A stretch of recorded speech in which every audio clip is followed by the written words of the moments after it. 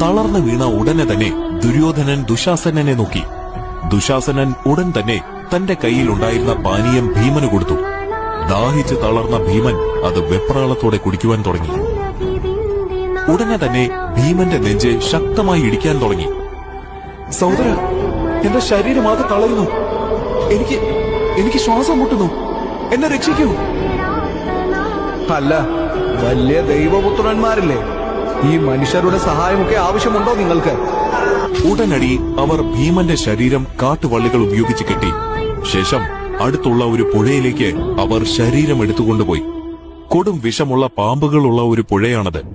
മരണം ഒന്നുകൂടി ഉറപ്പിക്കാനായിരുന്നു അവർ ആ പുഴ തന്നെ തിരഞ്ഞെടുത്തത്. ഭീമൻ ഇല്ലാതായതിന്റെ സന്തോഷത്തോടെ ദുര്യോധനനും ദുശാസനനും കൊട്ടാരത്തിലേക്ക് മടങ്ങി. ദുര്യോധനൻ പാണ്ഡവരുമായുള്ള മൽപിടുത്തത്തിൽ മത്സരിക്കുകയായിരുന്നു. തന്റെ ആ വിജയാഘോഷം അയാൾ ആ മത്സരത്തിൽ തീർക്കുകയായിരുന്നു.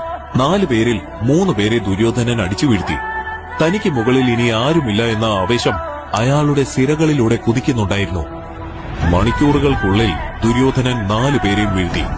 അയാൾക്ക് പോലും അത് വിശ്വസിക്കുവാൻ കഴിഞ്ഞില്ല. ഇനി ആരെങ്കിലും ഉണ്ടോടാ ഞാനായിട്ട് മത്സരിക്കാൻ? ഞാനുണ്ട് ദുര്യോധന.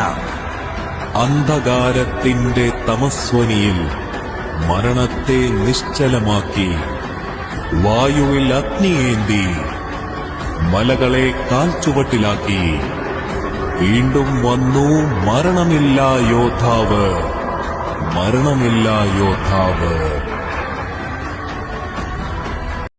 ഓ, എനിക്ക് വിറക്കണത് ഒക്കെ എന്ത് സാധനമാണത്? എന്റെ സൗണ്ടാ വിഷയം. പുള്ളിയുടെ സൗണ്ട്. ഇത് ആരുടെ ഈ ഡബ് ചെയ്യണ ഇതിന്?